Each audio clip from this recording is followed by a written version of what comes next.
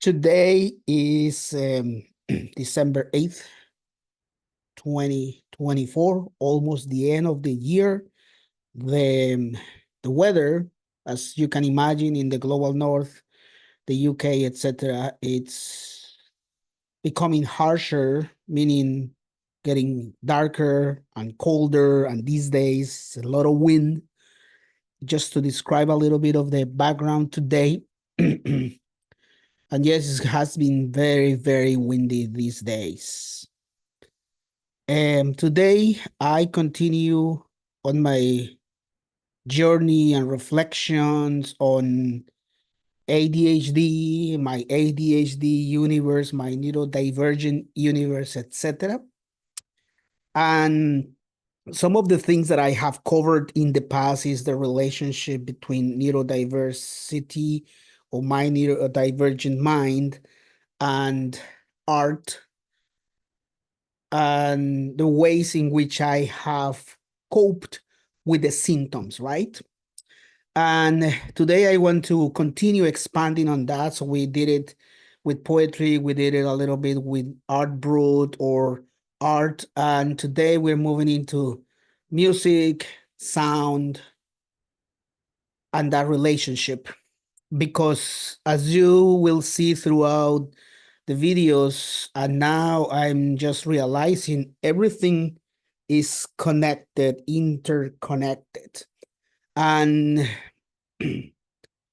now that I'm more aware of my neurodivergent mind and doing an evaluation of me for the past 30 plus years as an adult, then I came to the realization that my lived experiences in the past before the diagnosis that I have ADHD, finally now it makes sense because I believe it is like a mirror of what happens in my mind or what has happened in my mind in these ways. It's a mirror of my life experiences and the ups and downs and the shakes in my life at a personal level.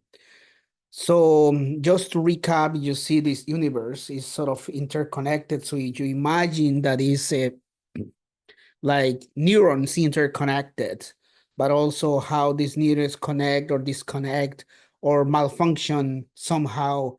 And that's why we are neurodivergent people because of these misconnections. And the literature obviously talk about this idea of this connection. Remember that we talk about that and the last times just like normal, abnormal, subnormal. So somebody at some point in the past in the global north said there is this normality and then we are subnormal or abnormal or disorder. Remember, there is an order and then your brain is working in a different way that now you have a disorder. So let's keep that in mind.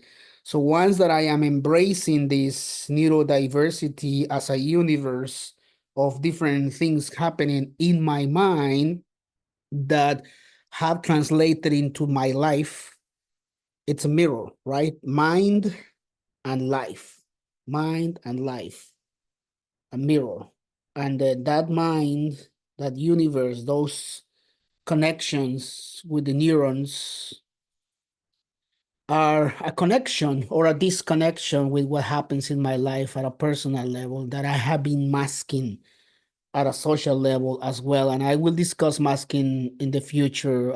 I need to dig deep a little bit more on masking. Probably next time I will be talking about masking is because I want to finish this idea of arts in my life. Poetry, the doodles, the art brut, and painting in general as well. But today, like I said, I want to start making the connection between the sound and music, and then it will all make sense in a minute. So today I will be talking about the relationship between ADHD and extreme or extremes. And why I'm saying this because now that I look back, it looks like my life has been paved through extremes in general terms, like trying to look for the extremes of things out there, or trying to push, let me see if I do it well, push those boundaries and trying to go beyond these squares that I have here today. And it's in throughout all my life is I want to push these walls in a sense, right? Trying to push and go beyond that through the extremes. And I'll give you in a second, I'm going to give you a few examples of how these look like. So, according to all the research that I've been doing, not research, but I guess my search of what ADHD is. So the ADHD brain is wired differently from that normality that I was telling you earlier. And is wired in a way that is always buzzing with ideas. It's always in constant movement of ideas. Imagine that there is like a fire of many ideas at all times with nonstop. And this happens nonstop. It's not like you all of a sudden you go to sleep and it stops, or that you are in a bus and it's always going with this idea of buzzing ideas, thoughts, and with a burst of energy. So the hyperactivity for me and for many folks does not come in the fidgeting, like moving in the seat or moving like the hands or moving around like some children do. But for me, because of these social constructs and masking, the fidgeting goes in the mind through different bursts of energy. And this constant mental activity, it can be overwhelming for me and for many folks who are neurodivergent. Some people say that, which we might want to go back to this idea that being neurodivergent or having ADHD, it's a gift. Oh my God, they put it, it's a gift. But I also don't want to romanticize the idea of a gift, right? Um, because for me, yes, it's a gold mine of creativity and new ideas. So always in my mind, there is this burst of ideas and energy, but also with creativity that we saw it in the poetry and we saw it in the painting or the drawings. And through life and through history, many musicians, I don't want to give you examples because I don't have them with me right now, but I'm aware of ADHD is the way in which many musicians, because now we're talking about musicians or music sound, have helped them to fuel that creativity, right? And with that, to help them expand outside of this box that society has put us. And we have come up with innovating sounds and compositions. And at this point, I want to say I am an artist. And for some time, I thought I was not an artist. I was even telling myself and friends, I'm not an artist. I do lots of art and things that are related to art, but I don't consider myself an artist. But now that I see ADHD and this thing through more positive lens, I am an artist. And I am an artist who's always pushing these boundaries, right? And pushing these thoughts and ideas to go outside the box, trying to be innovative in terms of sound and mentalities related to that. I can say that we, people with ADHD, we are very passionate about these ideas and thoughts and emotions that become very intense compared to the quote unquote average person. And that's why when some of our friends or even relatives or family or significant others tell us, oh, but you're always in constant movement. And some of you who might be listening to this might say, oh, Yasir is always doing stuff here and there uh, academically, and why not? And it is true because that's how I um, use my ADHD brain towards creativity, whether it is an idea for publication or whether it is a creative idea for for sound or music in this particular case today. And these ideas are always intense, and that's why compared to the regular person, the quote unquote typical, neurotypical person, I am that person that is different. And then because my brain is always on high and it's always looking for higher extremes of ideas, and yes, sometimes it can get low and up, but more ups than downs. That means that the way I experience my happiness is through experiencing and trying to push those buttons and trying to push those boundaries to extremes. And that's a way that somebody have called it emotional dysregulation. Regulate or like I have this emotional dysregulation, and then looking for those extremes is a way to regulate those emotions, I guess. Um, and us who have ADHD, it's about to regulate those emotions because they can escape at different increments, right? And then we experience sometimes shutdowns or meltdowns, and then trying to push to these boundaries and extremes has always been in my life.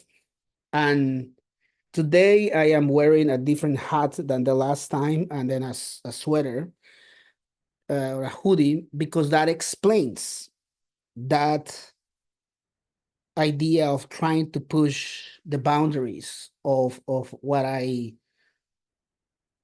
been trying to do since I was young, trying to push beyond. But this time is about music. So when I was a teenager, I usually like, Colombian people like typical Colombian music, salsa, merengue, vallenato, cumbia, all of these things. But I was like not content with that. I was like, this is not giving me enough. And then I move into pop music in Spanish and in English. And then I moved to hard rock in Spanish and in English, right? And then I continue to heavy metal when I was in my late teens, I guess. But it looks like because of the way my mind behaves and in this restlessness or urge or curiosity to go the beyond, I was always trying to push beyond, beyond, beyond, beyond more of these extremities or extremes. And I found that trying to search for the most extremes of life, I ended up into digging and digging a little bit more into the music underground. And I'll explain in a minute.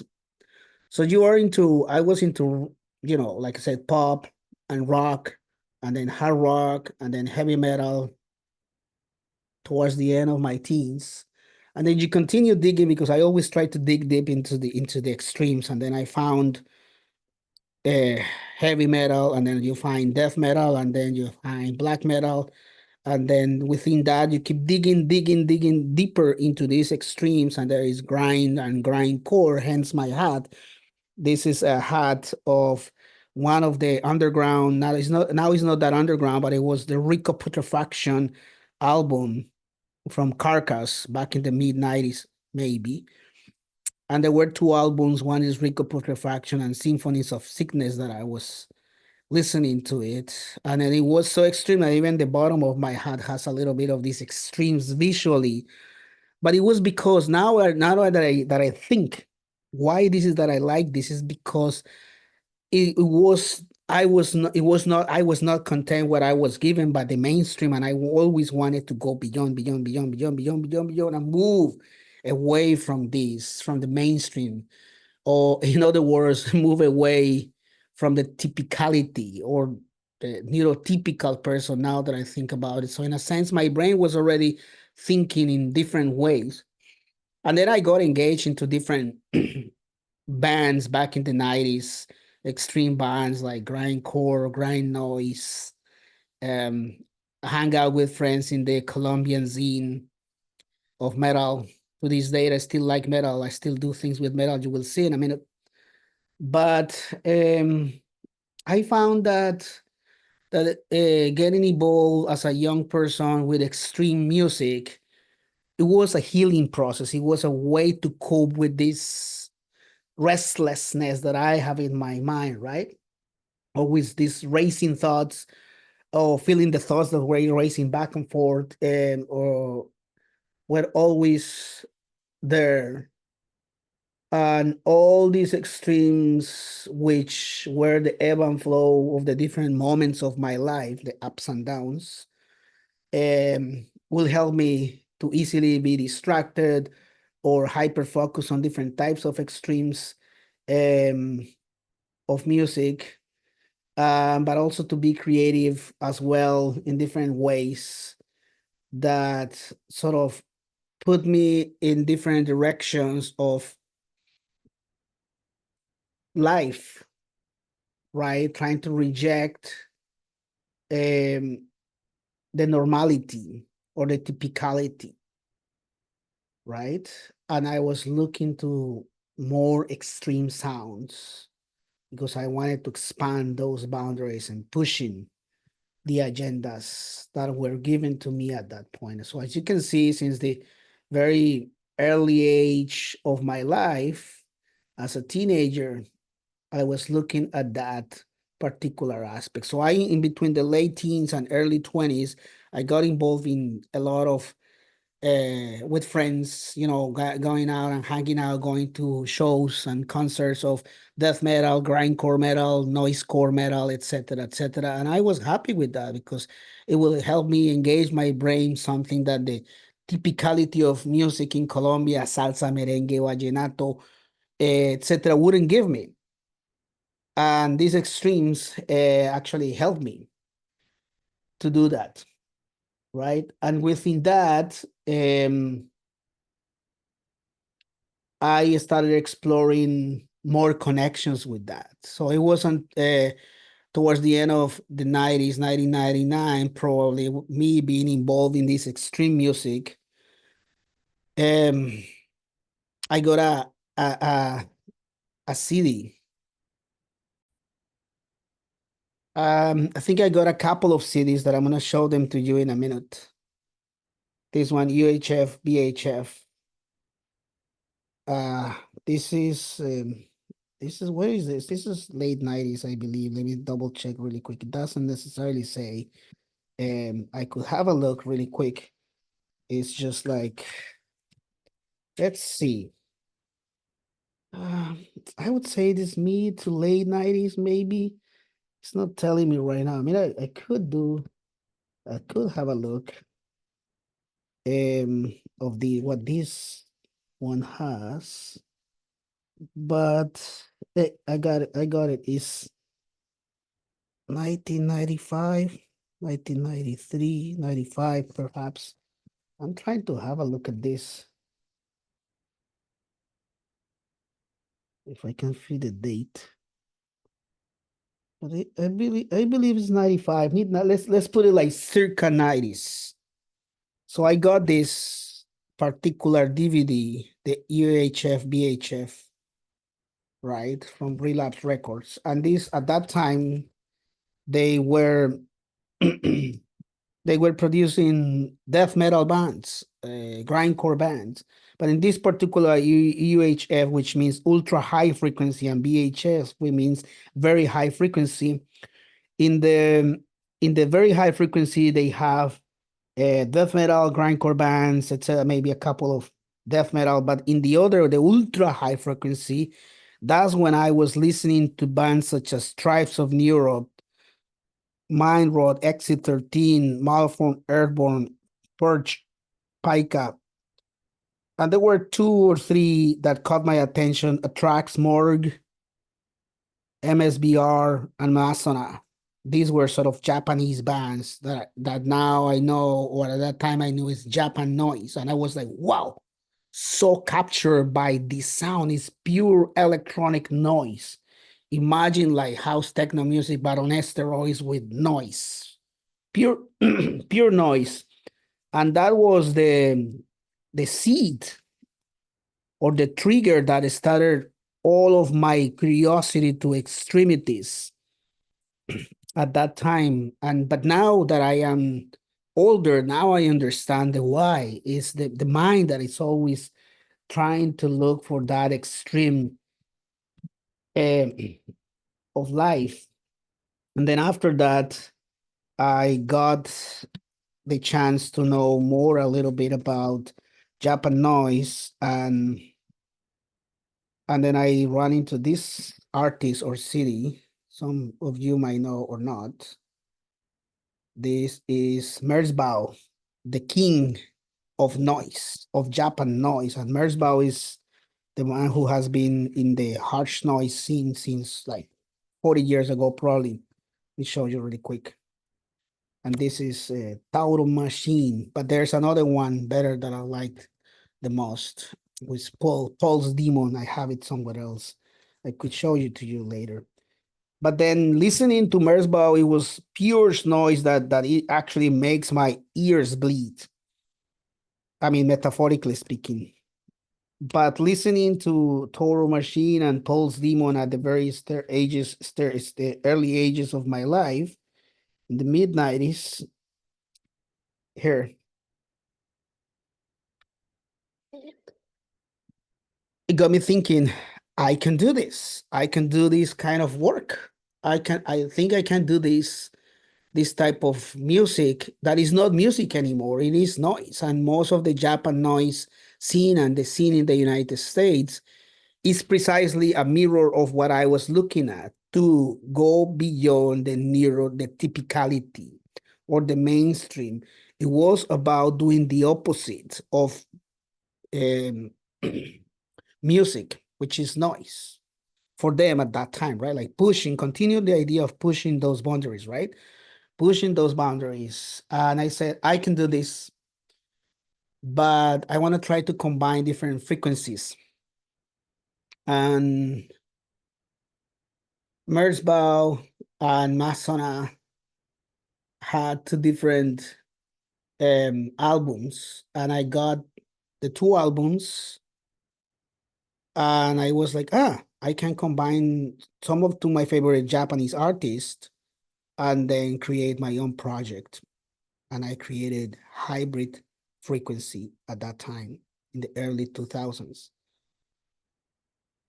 I mean, I was playing around this idea already, but it was not until actually I live in the United States. I live in Chicago, Illinois in the early 2000s. And I started going to shows, metal shows, but now I was going to noise shows. And in one of the many noise shows, I got the chance to meet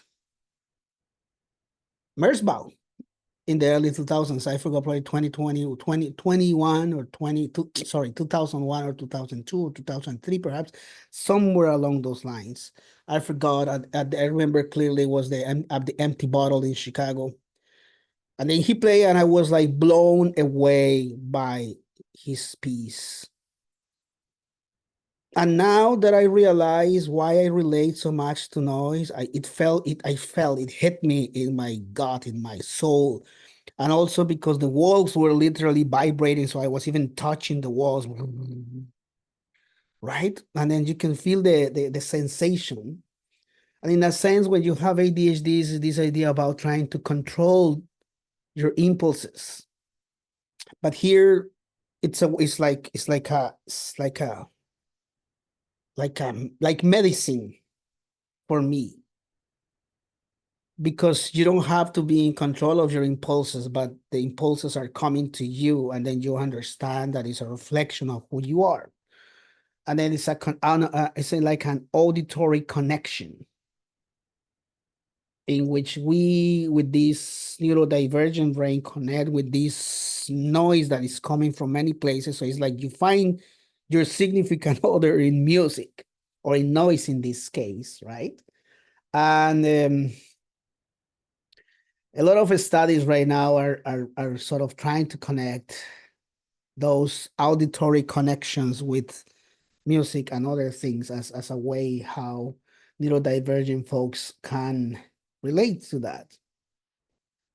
So I started to explore more this particular part of noise. And I think there is something about noise that fits the neurodivergent brain or the ADHD brain And it's something about the loudness and the intricate sounds that it stimulates the brain, um, and makes it wonder, but also wonder within similars. And although the sounds are pounding and complicated, somehow it keeps us unfocused in the unfocusedness of the noise. Um, and guess what? So I started my project, as I said, hybrid frequency, and I started playing at home with some pedals, and that I was just making noise. And all of a sudden, I found my niche. I found my passion through noise. I was like, okay, this is great. Because it actually relaxes me making noise. So I will close my eyes and listen to this music. In a sense, it will reflect who I am and my brain. And when I open my eyes, I will feel like at ease. And this is also an example with another band, or one of my favorite bands, Sun. They do drone and electronics, and then just this feeling that it hits you um, at all times, right? And ADHD, I do believe there is a correlation between ADHD and the reasons why some of us, we listen and create to noise music as a feeling, an emotion, a way to cope with the busy mind, that somehow it calms us or stimulates us or wires us, right? And it would make sense. Now, why is it that Yesid has been into extreme music for so long? And it's because of this, into extreme metal music, into extreme sound music, and now relating all of this to the scholarship that I do. So my hat represents those initial bands that I listened when I was a teenager, in a way to find and expand my horizons, looking for those extremes or responses of how my brain works. This is another band, if you don't know, Full of Hell, who, by the way, has worked with Merzbow in a noise grind band.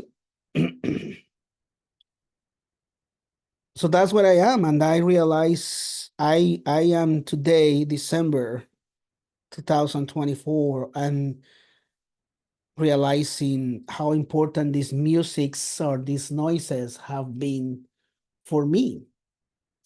And I will share with you today, just to wrap up, because I don't want this to be longer than it is, as always. I will share with you some of the work that I have done trying to find those extremes, right? Um, Let me share the screen. I will go through each one of them, and I will describe all of this in a minute. So let's see how it works. Okay, so we go here, then share the screen. Okay, so stop sharing. Hold on a second. Am I sharing? Stop sharing? Yes. Sorry, so I'm gonna do it again. Then share sound. Sure. There you go. Okay, so one of the first things now, trying to connect last week with this week's. Remember, I was telling you about poetry, the different ways in which I engage with poetry. Well, now obviously I have done poetry through the art of a spoken word, but now it's experimental poetry. And I've tried to do experimental poetry since day one here. And I'm probably going to play a little bit of a clip, trying to recite poetry from other people about experimenting about it. Cucarachas en el corazón, cucarachas en el corazón, cucarachas en el corazón, cucarachas en el corazón, cucarachas en el corazón, cucarachas en el cucarachas en el cucarachas en el cucarachas en el se alimentan de mi pasión, se alimentan de mi pasión, se alimentan de mi pasión, se alimentan. So notice how I'm using here like an echo thing. It's like combining the poetry that I have done, but also my passion to sound, but also the reflection of my brain by how my brain vibrates, right? And then that was the first experimentation. And let's see the second experimentation. I have a more that I need to upload, but these are the ones that I continue experimenting with this. Poem A, poem A, poem A, poem A, poem A, poem A. The first to kiss is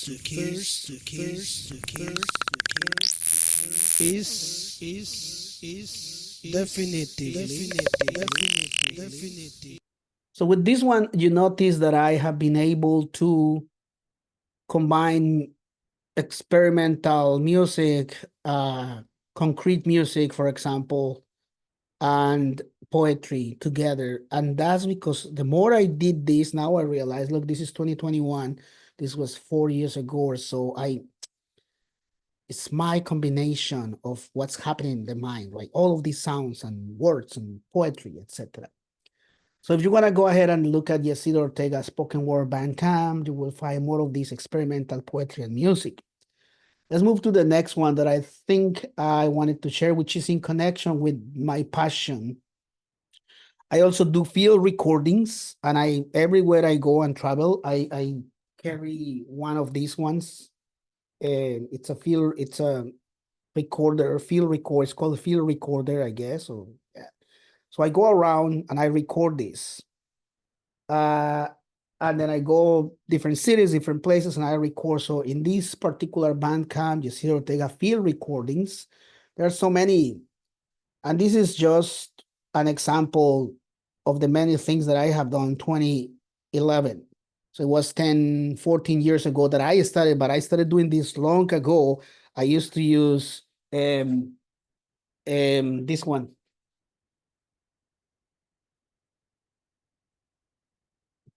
This cassette recorder, like big cassette recorder, but I also had this small cassette recorder in the 90s and early 2000s. And then I moved into Bandcamp to start putting on my field recordings.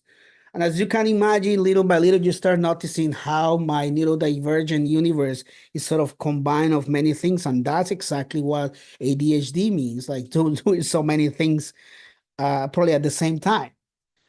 So this is like 14 years ago, a recording in Bogotá. Por tu dolorosa pasión, por tu dolorosa pasión, por tu dolorosa pasión. See, and I will just share a clip from recently. I think it was this year, 2024. Yeah, and this year I went to Leeds for a project that I was working on, and then I recorded the streets.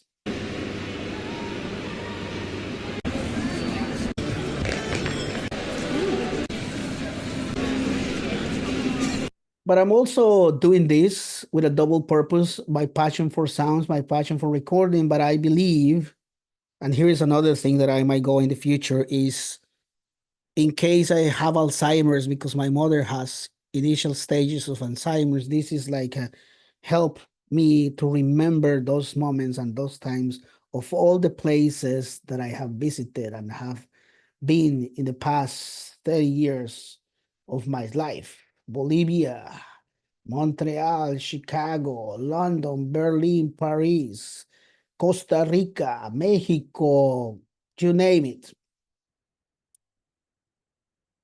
Next, this is the project that I started in early 2000 when I live in Chicago. It's a harsh noise project.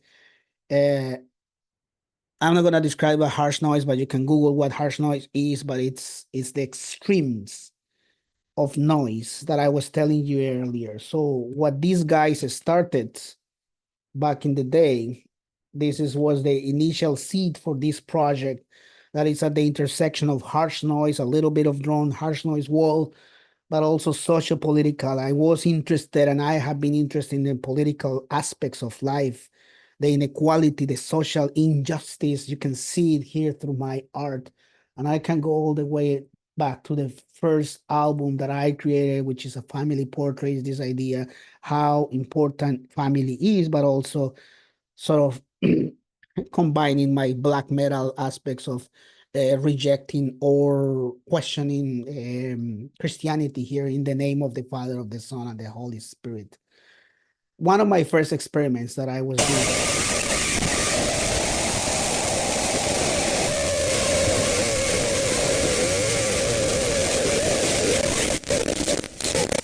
So I recorded this in 2003, right? But the most recent one is the last album and the latest and the last album, because I wrapped up with Hybrid Frequency roughly this year, or basically when I moved to Belfast.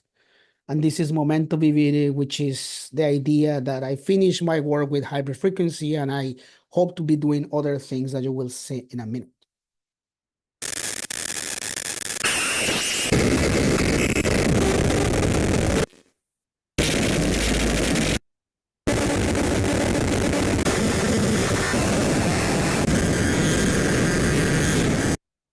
So I would say, as right now, Hybrid Frequency is sort of finished, but in standby, because sometimes they call me and say, "Hey, do you want to play this show, underground show?" And I press go.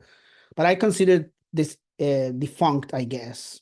But I'll tell you why. Because now I have moved into other two projects that I'm passionate about, and this is Pukui Kui, which is a different project, more in lines with experimental music and some dungeon synths and ambient. So it's not that noisy; it's a little bit more mellow, so to speak. And this is in Spanish, and this is sort of trying to go back to my roots in Colombia, to the indigenous people, pay some tribute, hence the name Pucuicuy, which means heart. But also I just started this year earlier, so I have a couple of demos here, and then this is the latest album that I created, which is Creación. And it's more my engagement with my ancestors, so to speak, of and using the Spanish language, I guess. Let's see.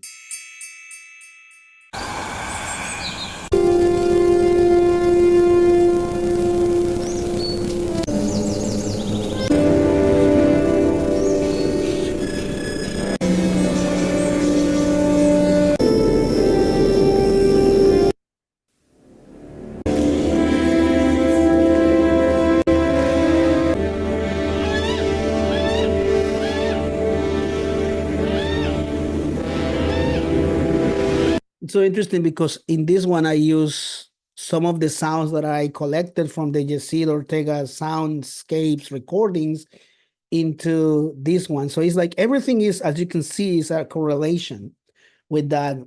And more recently, this is the very last thing that I've been doing for a month, I guess, is the new project, which is moving away from hybrid frequency harsh noise. And this is heavy electronics or power electronics. And then I'm exploring the theme of mental health, depression, and obviously neurodiversity, ADHD, all of these things related to that, the psychiatrization and medicalization of patients. So I'm reading a lot about this because now I'm moving into this direction, even in my own scholarship work. So as you can see, most of the things are very personal to me, and then I am translating all of this into my from the personal to the academic. So now I'm working on how my scholarship can also help those of us who are in neurodivergent, but also raising some questions about mental health issues in general to folks out there, because for me that's the ultimate pandemic in the world, is the mental health problem, and I want to address it here in a very aggressive way. You will see in a minute. That's why this is heavy electronics, power electronics, and I use it as a platform to create that awareness. And this is the album that I'm working on. So you will see this at the end of the January, but I can give you this track, Psychiatrize.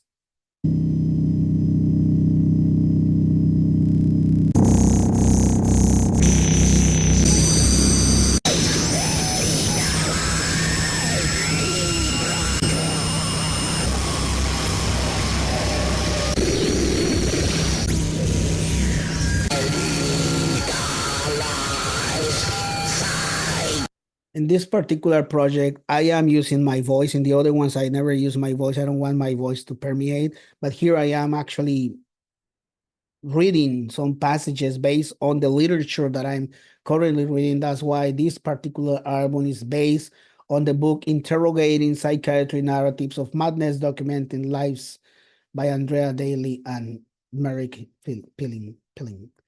And I'm creating the lyrics for this type of work.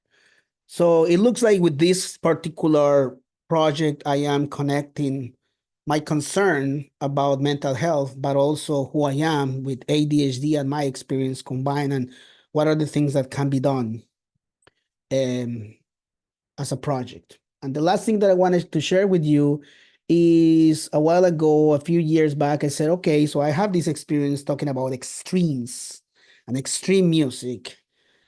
So how can I translate this into my own work as a researcher? So I created this project. It's called Extreme Metal Seniors, and now we have called it Extreme Metal Elders. So right now I am working in trying to understand the social, cultural, and social linguistic lived experiences of older adults who are 60 and older who attend to festivals, because I have seen them at festivals and I want to know, and this is amazing work. We're in the moment of analyzing the data that I have already collected. So I'm passionate about this part, and moving forward in 2025, you will see how I'm moving into that direction of connecting my passion to extremes, my passion with music, my passion with research, and these I'm moving into the direction of social, cultural, ethnographic, lived experiences of older adults, moving into the older adult studies, disability studies, music studies, cultural studies, ethnographic studies, etc. So this is a combination of all the things that I'm saying, and what I want to wrap up today to say, because this is the I'm gonna share the screen right now. As you can see, all of these explanation today, it's about the extremes, but also how can I use this live experience within the ADHD or my experience with DHD into a particular research project that helps create the awareness both in the psychiatrists power electronics project with mental health, ADHD, and disability studies, and with this one, extreme metal music with older adults. So all of these things are coming up in the near future. I'm working in different products to address these issues. But just to finish this part about music and sound, it's a reflection, it's a mirror of my life, and I am empowered, and I feel empowered, and I feel happy that I don't have to cover or mask these things anymore, but I want to send a message out there to folks that you can use your neurodivergent mind or neurodivergent experiences into something positive for yourself and for others. So that's it for today. Thank you very much. I hope to see you next time. Bye.